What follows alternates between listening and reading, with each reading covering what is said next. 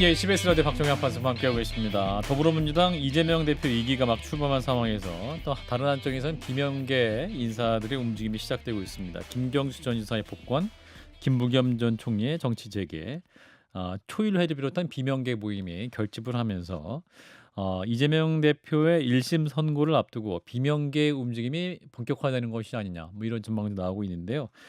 이런 가운데 지난 총선에서 이재명 체제에 대항해 출범했던 새로운 미래는 또 이 상황을 어떻게 보고 있는지, 마침 또 오는 29일인가요? 또 이제 문재인 전 대통령 개방까지 있는 상황에서 또 어떤 취지인지 직접 말씀 들어보겠습니다. 새로운 미래 전병헌 대표를 모셨습니다. 대표님 어서 오십시오. 네, 안녕하세요. 반갑습니다. 예, 저희 한판 승부에는 처음 나오시는 거죠? 네, 그런 것 같아요. 예, 이제 새로운 미래 대표로 취임하신 지는 약 한 달 반 정도 되신 것 예, 같은데 그렇습니다. 소회랄까요? 네, 네. 말씀 주시면. 사실은 뭐 새로운 대표로 나갈 생각이 전혀 없었고 아, 맡을 생각도 그랬어요? 전혀 없었어요. 왜냐하면 예, 상황이 너무 어렵다고 판단했기 예, 때문에. 예. 근데 막상 맡고 나서 보니까 제가 생각했던 것보다 훨씬 더 상황이 심각하고 어려운 점들이 많이 있어서 음, 굉장히 힘들게 지내고 있는데요. 예. 한편으로는 제가 맡고 나서 보니 그 새로운 미래의 당원 수는 적지만 음, 약 10만 명의 당원과 3만 명의 권리당원이 있는데, 예. 특히 3만 명의 그 소수 권리당원들의 그 열정과 애정이 음흠, 특히 남다르서 음흠. 힘들 때마다 큰 힘을 얻고 있고요. 예. 그리고 이제 제가 큰 정당에 있다가 이제 작은 정당에 처음 와봤는데, 음. 이 규모가 작다 보니까 민첩하고 기민하게 움직일 수 있어서 아하. 그건 또 좀 장점이다, 이런 느낌을 가지고 있습니다. 그렇군요. 근데 이제 지난 총선에서 좀 아쉽게도 이제 한석을 확보하신 거잖아요. 예. 김종민 의원. 예. 그래서 좀 그 원내 역할에도 이제 어떤 점에서 좀 한계점이 있으실 것도 같은데. 뭐 예. 절대적으로 한계가 있죠. 그래서 예. 김정민 예. 의원하고는 뭐 수시로 이제 통화를 하면서 예. 그 이야기를 하고 있는데, 김정민 의원의 그 원내 활동에 대해서는 저희들은 뭐 일체 아. 관여를 하지 않고 그런가요? 전폭적으로 지원만 하고 있고요. 예예. 예. 그리고 저희들은 또 저희들 나름대로 당 음. 차원에서 여러 가지 공당으로서 해야 될 그 음. 문제 제기나 이슈의 선점, 음. 그다음에 사회적 그런 어떤 그 솔루션에 대한 문제들, 이런 것들을 음. 갖다가 열심히 제기를 하고 있는 상황이죠. 예, 김종민 의원 같은 경우 이제 제3지대 당들이 모여서 교섭단체를 함께 구성해야 된다, 이런 네. 말씀도 하고 계시고, 네. 또 최근에도 탈당설도 좀 네. 나와서 그 얘기가 지금 어떻게 되고 있습니까? 계속 가시는 예. 거죠, 함께? 예. 일단은 뭐 계속 하고 있는데요. 예예. 뭐 언제 어떻게 마음이 변할지는 몰라서 그런가요? 이게 대표님이 잡으셔야 되는데 언제 어떻게 마음에 변하신다고? 저야 예. 뭐 잡고 싶은 마음이야 굴뚝 같죠. 근데 예예. 또 이제 본인의 또 정치적인 입장이 있으니까, 그래서 아. 본인의 뭐 정치적 입장을 충분히 저는 존중해 줘야 된다고 생각을 하고요. 그러나 예예. 가급적이면은 지금 나가서 뭐 특별하게 어느 특정 당에 소속하기도 좀 어려운 상황이기 때문에, 음. 그래도 새로운 미래와 함께 음. 정치적 그런 어떤 그 백그라운드를 갖고 있으면서 예. 재활과 재기의 모색을 함께하는 게 좋지 음. 않겠느냐라고 간곡하게 설득 중에 있는 것이죠. 설득 중이라면 탈당하는 마음이 조금 더 강한 방점이 있는 느낌이네요. 약간 강한 방점이 객관적으로 있다고 보여지는데요. 예예. 최근에 와서 약간 뭐 좀 마음의 신경의 변화도 좀 어. 있다라는 이야기도 들려오고 있는데, 예. 뭐 두고 봐야 될 것 같습니다. 김정민 의원의 그 자유의지에 대해서 저희들로서는 전적으로 존중할 예정입니다. 그렇군요. 그럼 어떤 다른 당의 입당은 아니고 일단 탈당 자체만 고민하고 있는 그런 상황이군요. 네네. 예. 그래서 더더욱이 다른 당에 입당하는 것이 아니고 음. 나가서 무소속. 무소속으로 이제 머물러 있겠다고 하니까, 아하. 무소속으로 있을 때하고 또 정당에 소속돼 있을 때하고, 음. 이게 특히 이제 1인 국회의원으로서 그렇죠. 예. 여러 가지 역할이라든지 음음. 영향력이라든지 이런 것들이 크게 차이가 날 수 있기 때문에, 음음. 그런 점들을 좀 심각하게 한번 다시 고려를 해 음음. 봐라라고 이야기를 하고 있는 중이죠. 예, 그렇군요. 자, 이런 가운데 인제 우리 새로운 미래가 인제 지난 총선에서 인제 이재명 체제에 반대해서 인제 출범했던 그런 당이기도 하고, 그리고 이제 얼마 전에 또 민주당 이재명 체제 2 기가 시작이 됐고, 이재명 대표가 85% 대의 득표로 연임에 성공한 상태죠. 네. 민주당 전당대회 과정은 어떻게 보셨습니까, 대표님? 저는 좀 한심하게 봤죠. 한심하게 보셔서 어떤 게 제일 한심하셨어요? 우선 그 민주 사회의 민주공당에서 음. 90% 가까운 그런 지지율이 나온다는 것은 창피한 일이라고 생각합니다.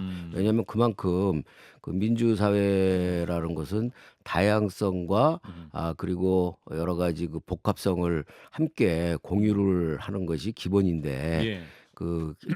지난 그 총선 과정에서 비주류를 일도 인정하지 않는 그런 그 일방적인 예. 친명 일색의 공천을 한 결과로서 나타나는 현상이라고 보여지고요. 예. 두 번째는 이게 90% 가까이 이제 이렇게 득표를 하는 걸 보면서 오히려 맨 마지막에 서울 경기에서 좀 떨어졌지 네, 않습니까? 그렇죠. 득표율이. 예, 예.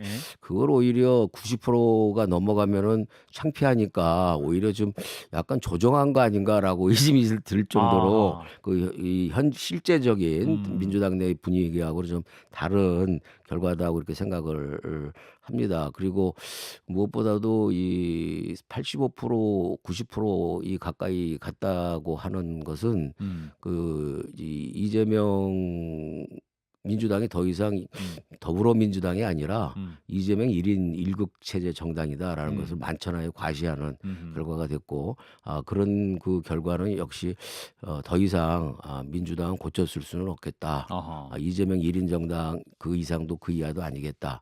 이런 이제 판단을 하는 것이 정상적이라고 봅니다. 예, 그래서 이제 새로운 미래가 뭔가 더 확장하기 위한 노력을 하고 계시는데 오늘 보도를 보면 모레인 29일에 그 평산마을을 방문해서 문 전 대통령을 예방할 예정이신가요? 네. 어떤 의미로 가시는 걸까요? 저희가 사실은 그 새로운 지도부가 이제 출범하고서 예. 인사를 가려고 했었어요. 근데 저희가 새로운 지도부가 인사를 가려고 하던 시기에 집중 호우들이 많이 내려서 아, 예, 예. 그 수해 피해가 많이 있었고요. 그리고 또 그 수해 피해가 끝난 뒤에는 또 아주 엄청난 폭염과 휴가 시즌이라서 이제 그것을 피하고 그러다가 8월을 넘기는 것은 조금 너무 인사가 늦는다 이런 예. 판단으로 이제 말씀을 드려가지고서 29일 방문을 잡았죠. 근데 이제 시기가 공교롭게도 이제 그 김부겸 전 총리의 또 정치 재개, 네. 김경수 전 지사의 복권, 네. 또 우리 새로운 미래가 또 문 전 대통령을 방문하고 네. 또 시기적으로 이제 이재명 대표의 재판 결과가 네. 10월 말쯤에는 1심이 좀 몇 개 나온다. 예. 이런 시기 겹치면서 네. 좀 비명계 결집의 신호탄이 아니냐 뭐 네. 이런 해석도 있습니다만. 네. 아니 뭐 지금 현재 말씀하신 것처럼 우리 네. 박 앵커가 말씀하신 것처럼 충분히 그런 그 분위기가 지금 성숙되어 가고 있는 과정에 있다고 생각합니다. 아, 성숙되는 과정입니까? 예. 아. 그래서 초일회인가요? 예. 초일회가 구성이 된 것도 예. 지금 아직 본격적인 활동에 들어가지 않았지만 지금 자강을 통해서 활동을 준비하는 빌드업 시기인 것 같고요. 예. 그런 과정에 있고 저희는 이제 이번에 내려가서 무엇보다도 윤석열 정부가 문재인 대통령 내외에 대해서 정치 보복형 예. 표적 정치 수사를 하는 것에 대해서 예. 같이 좀 분개하면서 예. 문재인 대통령님 내외부를 좀 위로해드리고 그러게 하기 위해서 또 저희 지도부만 가는 게 아니라 한 당원들도 가시고. 당원들 예. 가고자 하는 당원들을 일부만 또 선별을 해서 같이 내려갈 예정이고요. 예. 그다음에 저희가 이번에 이제 2012년 문재인 대통령이 그 당시에 박근혜 대통령한테 참패했을 때 참패라기보다 아깝게 패배했을 예. 때 그때도 사실은 대선 평가단을 만들어서 대선 평가를 복귀를 하고 평가를 한 적이 있어요. 예. 그런데 이번에 윤석열 대통령한테 이재명 후보가 0.74%로 진 것을 젖잘싸라는 단 세 마디로 세 글자로 치부해버리고 아무런 복귀나 평가를 안 했지 않습니까? 예. 그래서 저희는 이번에 총선 평가 백서위원회를 만들어서 평가를 하면서 그 총선 평가의 3분의 1을 대선 평가 부분을 집어넣었어요. 예. 왜냐하면 새로운 미래가 총선에 음. 등장할 수밖에 없었던 것이 대선의 패배로부터 시작이 된 것이기 때문에 예. 그래서 그 대선 평가에 대한 객관적인 데이터와 수치를 통해서 음. 과연 이재명 대표와 그 개딸들이 얘기하는 것처럼 지난 대선이 이낙연과 문재인 때문에 졌는지 음. 그런 것들을 갖다 객관적인 데이터를 가지고 분석을 해놓은 음. 그런 그 총선 평가 책을 발간을 해서 예. 그 책도 가지고 가서 소개도 하고 아하. 평산서점에도 좀 전시를 하도록 할 예정입니다. 아, 그렇군. 지난 대선은 평가까지 담은 책을 예. 가져가실 예정이다. 자, 근데 이낙연 전 대표 말씀이 나와서 여쭙는데 이제 초일회 소속 김철민 전 의원이 이낙연 전 대표를 찾아가서 정계 은퇴를 요구했다라는 얘기를 저희 한판 내부자들에서 네. 이제 김교한 논설위원이 이제 취재한 내용을 바탕으로 네. 보도를 한 바가 있는데, 근데 또 이제 이 보도에 대해서 이낙연 전 대표가 국가 위기를 외면하지 않겠다라면서 또 이게 정계 은퇴설에 대해서 일축하는 말씀을 하셔가지고 네. 이 발언은 어떻게 들으셨습니까? 그거는 저기 당사자가 얘기한 게 가장 정확한 거죠. 이낙연 전 대표의 말씀이 맞다. 그리고 예. 제가 그 김철민 전 의원. 의원하고도 굉장히 가깝게 지내는 사이인데요. 예. 김철민 의원하고도 뭐 저도 통화를 했습니다만 예. 저 남평호 실장하고 이낙연 대표하고 지난 7월 말에 같이 그 막걸리와 소주 한 잔을 한 사실은 있고 만나신 거 맞네요. 예, 이 만난 김철민 건 전 맞아요. 의원과 예, 한 이낙연 달 전 전에. 대표. 아, 한 달 전에. 예, 한 달 전에 만났는데 예. 뭐 그 본인이 그런 이야기를 할 입장도 아니고 그냥 기분 좋게 예. 오랜만에 만나서 예. 그 소주 한 잔 막걸리 이낙연 대표는 막걸리를 좋아하고 예. 김철민 의원은 소주를 좋아하니까 예. 소주와 막걸리를 곁들여서 예. 그 좋은 즐거운 시간을 가졌는데 예. 그 누가 이렇게 좀 약간 우리 김규환 그 위원에게 실장, 예, 위원에게. 전언을 예. 조금 위스풀 싱킹으로 잘못 전언한 것 같다. 위시풀 싱킹? 그러니까 바람이 남긴 생각. 그렇죠, 그렇죠. 예. 위시풀 싱킹. 예. 그래서 그 김규환 논설위원. 논설위원께 예. 그 말씀을 전한 분이 예. 그렇게 그렇게 됐으면 바람을 담아서 얘기했다? 담아서 얘기한 것으로 예. 그렇게 김철민 의원도 그렇게 그 얘기를 하더라고요. 아, 그렇군요. 위시풀 싱킹. 바람을 담은 생각, 사고인데 네. 원재료는 뭡니까 그러면? 원재료. 그 두 분이 나눈 진짜 대화 내용은 뭐예요? 대화 내용은요. 예. 그 지금 이낙연 대표가 정치적 공백기를 가지고 있잖아요. 그러니까요. 그래서 잠시 정치적 공백기를 갖고 계신 건 좀 잘하시는 것 같다. 그리고 지금 현재 당장에 정치적 그런 어떤 메시지나 이렇게 활동을 안 하시고 하는 것이 오히려 나중에 다시 복귀할 때도 좋은 밑거름이 되지 않겠느냐. 뭐 그런 정도의 얘기가 있었던 것 같아요. 이재명 대표 관련 재판 1심 결과가 10월 말에 한 2건 정도 나올 수 있을 것 같은데 네. 그 결과에 따라서 그럼 이낙연 전 대표의 공간도 생길 수 있다? 복귀합니까? 정계. 예. 10월이라고 뭐 이렇게 딱 잘 수는 없을 것 같고요. 예. 그 이재명 대표의 그 유무죄와 그 이낙연 대표의 그 복귀와 연동됐다고 꼭 볼 수는 없을 것 같습니다. 아, 그런가요? 다만 이제 그 현재 그 야권이 그 범야권이 이재명 지금 1급 체제 아닙니까? 예. 근데 지금 지난번에 이제 사실 김경수 지사도 이제 사면복권이 됐습니다만 김경수 지사 사면복권도 죄송한 얘기지만 제가 조국 대표하고 만났을 때 제일 먼저 그 문제 제기를 했고 예. 이재명 쪽에서는 잠재적인 경쟁자이기 때문에 소극적으로 나오는데 조국 대표하고 우리는 같이 김경수 지사의 그 복권을 좀 열심히 노력을 했으면 좋겠다라는 얘기를 했고 조국 그 대표도 반갑게 화답을 해줬고요. 예. 그 이후에 어찌됐든 용산 쪽에서 응답을 하듯이 그 거의 복권을 안 하는 기류로 갔다가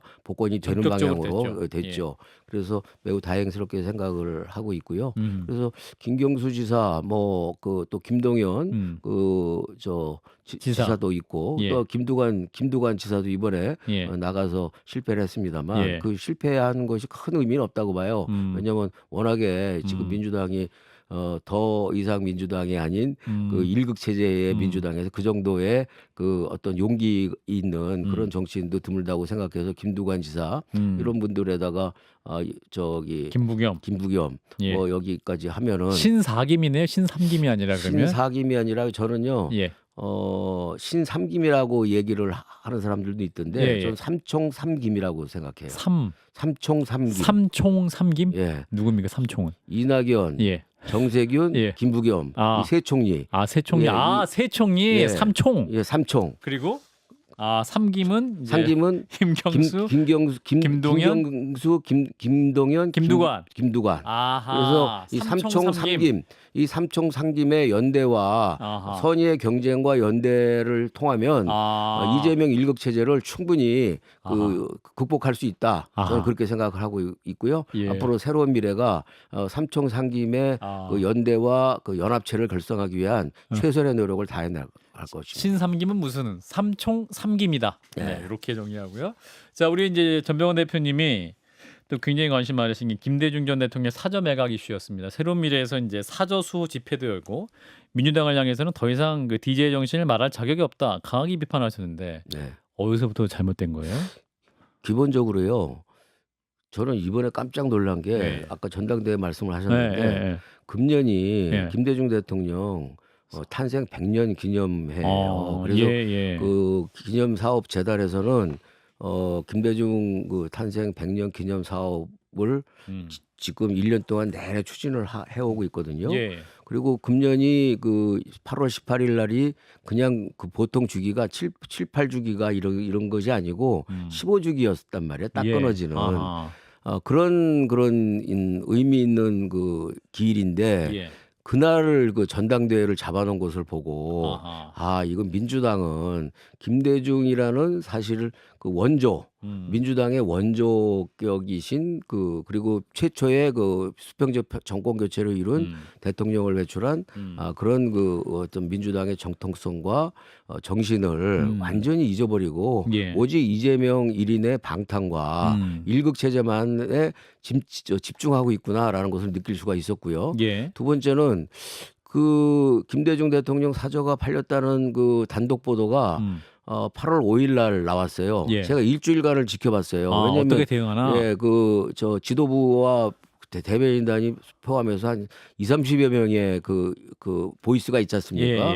스피커가 있는데 아무도 단 한마디도 이 문제를 거론한 사람들이 없었어요. 일주일 동안. 그래서 제가 우리 상대적으로 우리 새로운 미래가 좀 적은 정당이기 때문에 이 문제를 건드리는 것 자체가 상당히 어떤 측면에서는 해결하는데 부담이 올 수도 있고 그래서 가급적이면 민주당이라는 큰 정당에서 돈도 넉넉히 있고 그래서 거기서 먼저 거론해서 나서주기를 바랬는데 일주일 동안 그 강간무소식에다가 더군다나 그 김대중 대통령 15주기의 그 잔치를 벌이는 것은 초상집에서 피리 불고 나팔 불고 노래 부르는 것과 같은 그런 행위를 하는 걸 보고 이건 우리가 나설 수밖에 없다 해서 우리가 나서게 된 것이고요. 이런 부분에 대해서 현재 저희가 이제 그런 부분을 지적한 뒤에 최고위원회에서 한 두 차례 얘기를 한 이후에는 또 지금 아무런 침묵을 지키고 있는 그런 상태인 거죠. 김홍걸 전 의원은 이제 거액의 상속세 문제로 세무서에 독촉받아서 어쩔 수가 없었다. 그 민주당이나 새미래 등에서 아무런 얘기 그동안 안 하시다가 갑자기 왜 이러시냐? 왜 이제 와서 그러시냐? 또 이렇게 항변을 합니다. 그거는요. 김홍걸 전 의원이 좀 잘못 그 얘기를 하고 있는 거라고 봐요. 이 문제에 대해서 그 아태 평화재단과 그다음에 그 김대중 기념사업 재단에서 지속적으로 이 문제는 김대중 이호 여사의 기념관을 해야 된다. 그리고 이호 여사님의 유언 아니었느냐라고 끊임없는 설득을 했어요. 그리고 박원순 시장 시절에 그 박원순 시장이 그 사저를 매입하려는 움직임도 있었어요. 있었죠. 그런데 그 당시에 김홍걸 그 의원이 개인한테 상속받은 그 사유 재산을 왜 본인한테 한마디 상의도 없이 이것을 거론하고 그러느냐라고 항의를 한 것으로 알고 있어요. 아하. 그래서 이게 그 당시에 이제 이 박원순 시장에게 이 사절을 갖다가 매입하도록 그래 강력하게 요청한 분은 둘째 김홍업 씨가 아하. 요청을 했는데 예. 이 셋자가 나타나 가지고서 이건 내 소유인데 내 개인 소유인데 이걸 왜 개인 소유자한테 아무런 의사 타진도 없이 일방적으로 그렇게 진행을 하느냐 하는 바람에 이게 가족 간에 이견이 있나 보다. 또 그 가족 간의 의견을 합치해서 가지고 와라. 해갖고서 그때 드롭을 시킨 것으로 제가 알고 있거든요. 예. 그리고 지금 20초 남았습니다. 네. 예. 그리고 이제 기본적으로 그 매수자가 가만히 있어요. 안 팔겠다고 하고 있어요. 그리고 그렇죠. 기념사업회에서 매수자를 만나서 협의를 하려고 그러고 있어요. 아하. 근데 매수자가 계속 지금 도망 다니면서 기피를 하고 있어요. 아하. 현재 상황이 이렇습니다. 아하, 그렇군요. 그래서 계속 대화를 시도하고 네. 새로운 해결책을 찾기 위해서 노력하실 예정이다. 네. 아, 그렇군요. 일단 오늘 말씀은 여기까지 듣고요. 네. 다음에 다시 또 네. 모시고 말씀 나누겠습니다. 새로운 미래의 전병헌 대표였습니다. 고맙습니다. 네, 대표님. 감사합니다.